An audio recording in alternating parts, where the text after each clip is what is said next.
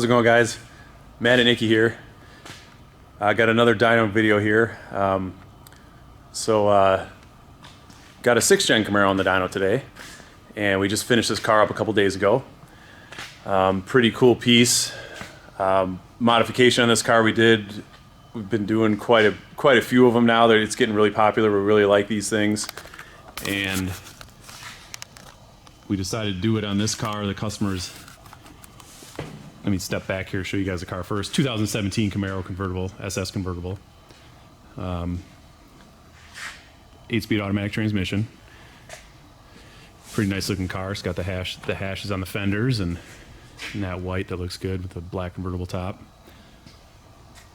So what I was talking about before there, Magnuson 2650. We put that, we got that bolted on there a couple days ago, and so we had these customers come in from Wisconsin, and they saw this blower on a ZL1, and they thought they ought to have one on their LT1 car here. I think it's a super cool looking blower. I want to put one on my 1LE. I have a 2017 1LE, SS 1LE, and it's definitely something I'm going to do to my car in the future. So, because I think they look super cool too. I agree with them. So yeah, that's what we did. Basically, kind of a basic package here. We'd consider this a stage 2 package on this car because we added a supercharger to a normally aspirated car. But so obviously, yeah, it's the Magnuson 2650. I'll kind of go over the whole list here. 2650, 5-inch rotofab intake, and we also have a set of our Nikki Edition American Racing 2-inch primary headers. You can kind of see them down in here. It's kind of dark down there, but and so those headers then connect up to I won't really go under the car. It's really hard to see, but 3-inch X pipe hooked up to the factory muffler. So that's pretty much it. We also did, again, 160-degree thermostat. I've talked about that in some other videos. We always like running the engine's a little cooler. I set the fans up to run 180, 185 with the lower temp thermostat, and that's worth a little bit of. The thermostat itself isn't worth power, but running the engine temperature a little cooler allows just a smidge more timing. That's worth a little bit of power, especially on a supercharged car. So we like to try to hold those coolant temperatures 180, 185. That's kind of the sweet spot that I found. Even on the LS motors too, they like running around that temperature to make horsepower. So yeah, we stuck on. So on this car, we kind of, again, they really like the way the supercharger looked. That's kind of why we went with it, but it also gives them room to grow, so they can grow into that supercharger. And that's why I went with the big supercharger and the big 5-inch rotofab. Go over that. That's a really nice piece. We really like those rotofab intakes. They work so nice. And I've actually dyno tested several other intakes against that rotofab, a stock intake, and they just make the most power. I know on the internet, you get on the internet and you read everything, and this is real world stuff. I've dyno tested it, and the rotofabs make the most power. So something you might notice, it might look a little off right now, but thinking, why is that big intake on that big supercharger and we got a stock throttle body? Again, something that they can grow into. We're hitting the horsepower number we want to hit with this car. There is a limit on the LT1s. This is a factory fuel system, so we did put a booster pump on the in-tank fuel pump. So these cars, these direct injected cars, have 2 fuel pumps. They have one in the tank that we have a booster pump on, and then they have a camshaft driven high pressure fuel pump. Back, you won't be able to see it too much, but on the back of the engine down there, that's driven off the camshaft. So the camshaft has a triangle looking lobe on it that runs a plunger up and down. It's like an extra lifter. It looks like kind of looks like a lifter, and that pushes against the fuel pump, but the fuel pump is mechanical. So these on the LT1s, you're seeing 2,000 to, well, I think the system runs a wider range than that, but at wide open throttle, when we're under load and we're putting more fuel through it, it's low 2,000s, 2,100 to 2,400 psi is what I'm seeing. That's the way I set them up. So but that high pressure fuel pump, there is a limit on how much fuel it can move. So low to mid 600s is where we see the limit on This car is a 91 octane car, so 91 octane, you can push them a teeny bit further than the 93 because the 93 has ethanol in it, and the ethanol requires a smidge more fuel. So, but still, you become octane limited on a stock camshaft car. So going back to, you know, we're hitting our goal with horsepower goal with this car, and this car probably won't ever be raced. The customer might take it down the track once, but they're not overly concerned with a track time on it. They just, you know, they wanted a supercharged car and they liked the way this blower looks, so we did it for them. So yeah, that's kind of it in a nutshell. There's nothing too crazy going on here. It's blower, cold air, headers. This is off-road. We don't have catalytic converters on this car, so we have an off-road 3-inch X pipe to the stock muffler. And you know, basically this is a kit from Magnuson. It comes with the 2650 kit, comes with a real nice heat exchanger. It's a nice dual pass heat exchanger. Those work really good. Two things I really like about the 2650. Obviously I'm gonna keep repeating it, how I just love the way it looks. It just looks so factory. And that, I should say three things. I really like the way that they ramp the boost in. They're more, versus like, let's say an LT4 blower. The LT4 blowers they make a lot of boost down low. The LT4 blowers are really efficient in the bottom end, and I've displayed that in some of the other videos I've shown where they just they make a ton of torque. On an LT4, you can get on 93 octane, you get almost 750 foot-pounds of torque at like 2,500 RPM on an LT4 blower. They're really efficient down there, but they wheeze off up top. They don't do top end very much. So, or I should say very efficiently. These 2650s, because they're a little bit different rotor design, just the way they're designed with the big kind of wings that they kind of hang over you actually have to modify the valve covers on these cars because the ends of the supercharger hang over the valve covers. So you actually relocate the coils down a little bit.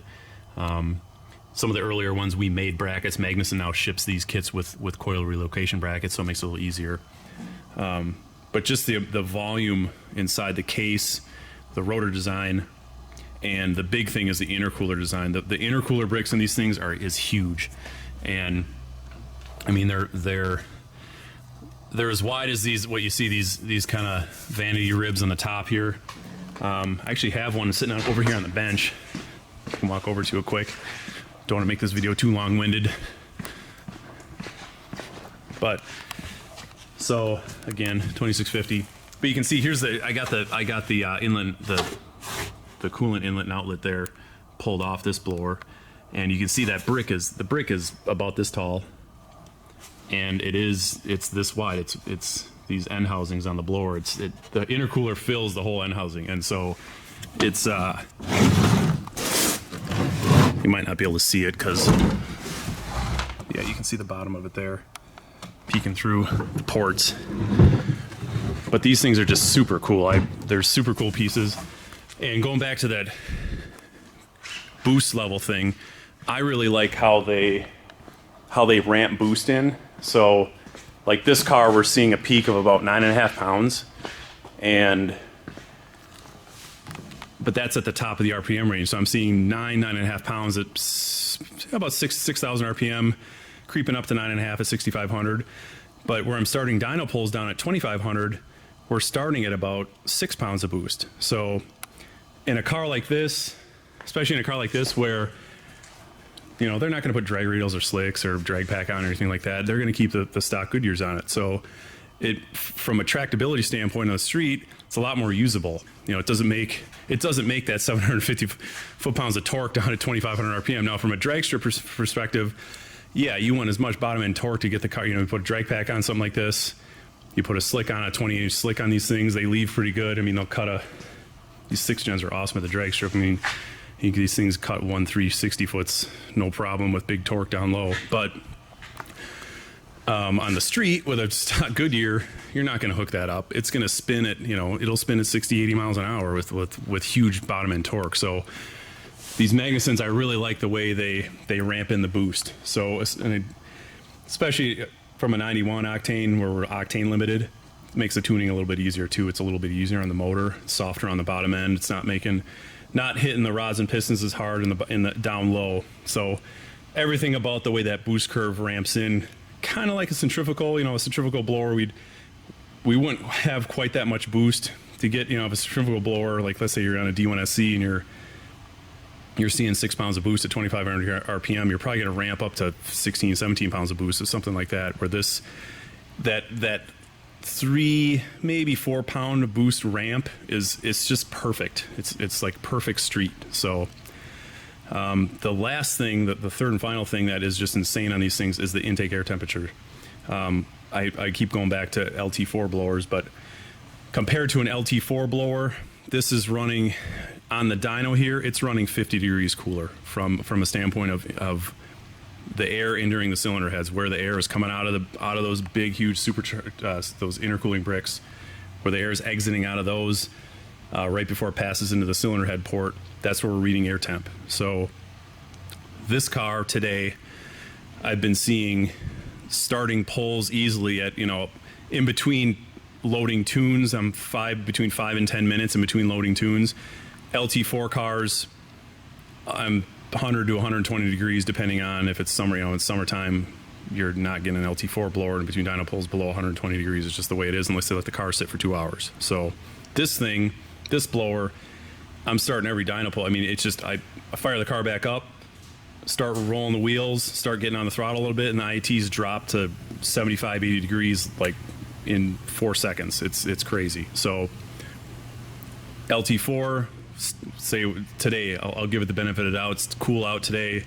It's a winter day. It's freaking snowing like crazy outside, and it's cool in the shop. I'll give an LT4 blower, we'd probably be 100, 110. Well, we can still see 140 degrees at the top of a pole. Same thing at the drag strip on a cool night. You do a burnout, the LT4 blower is 120 degrees. You're ending the quarter mile at probably 160, 165. These blowers, so for instance on the dyno, again, going back 75 degrees, I'm ending the run at 75 degrees.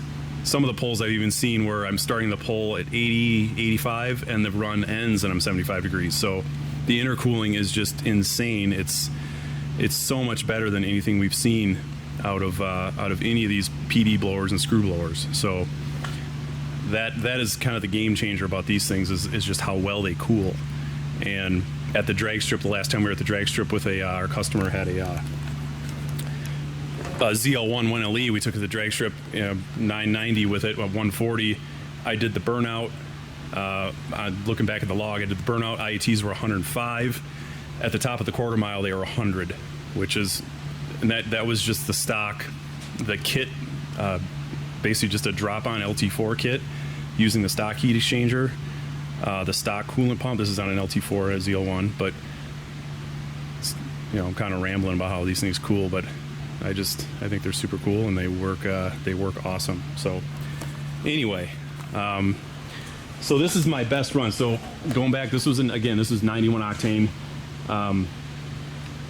In their area, they only have 91 octane, so we had to tune this car in 91 octane, which surprisingly, sometimes you wouldn't think it, but there is a difference between 91 and 93. The 10% ethanol and 93 octane is definitely noticeable. So on this car, so this is the 91 tune. I'm pretty much dialed in on 91. So we're at 608 for power and 610 for torque. What I'm gonna do with this car is, since I got this 91 octane tune pretty much dialed in and the car is almost empty, it's probably got a couple gallons of gas left in it, I'm gonna put some 93 in it, and we're gonna see how much power this thing picks up on 93. I think there's gonna be about a 10 horsepower difference. I haven't done a test like this in a little while on the dyno where we can do a direct comparison from 91 to 93 octane with no other modifications. So I'm gonna give that a shot. So I'll probably fill this thing up, just to try to dilute that 91 completely down. I'll probably put 15 gallons of gas in it just to give it a shot, and we'll go from there. But otherwise, yeah, super cool piece. So yeah, I'll set the camera on a stand here for you guys to see the final pull on the 93. So I'll get some 93 in it, and I'll probably do a couple pulls on it just to see if I can creep up on the timing a little bit. Usually I can add about a degree of timing between the two different fuels, and that should be worth a little bit of power. I think it's going to be worth maybe about 10 horsepower on this car. And sometimes on other cars, we're pushing something more that's moving more air, 750 wheel cars. Sometimes you see 20 horsepower between the two, but in this car probably be about a 10 horsepower difference. So yeah, I'll set this down. I'll get some 93 in it, and I'll do a couple test pulls, make sure I'm good on fueling and timing, and we'll come back and I'll film the last run and we'll take a look at the graph.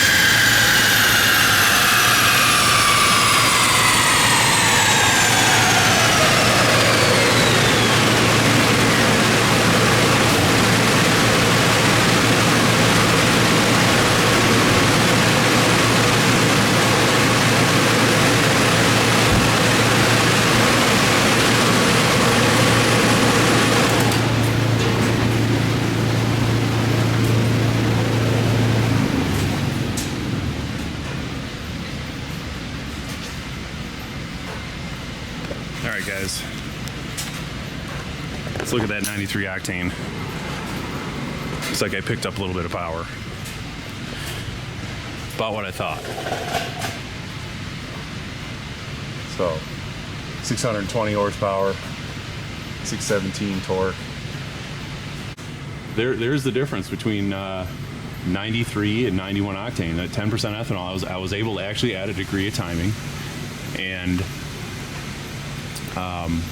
fueling, it pretty much stays the same. I mean, the wide open throttle fueling is pretty much identical. It leans a smidge when you go up to that E10, that 93, but not enough to be, you know, it's like a tenth of a lambda. It's not, you know, 0.82, 0.83 on the 91, and then it was like 0.83 to 0.84 on the 93, which the direct injected engines, these LT1s and LT4s, we run them leaner. They like to run leaner than the port injected motors, like the LS motors. So the DI, the atomization is so much better, and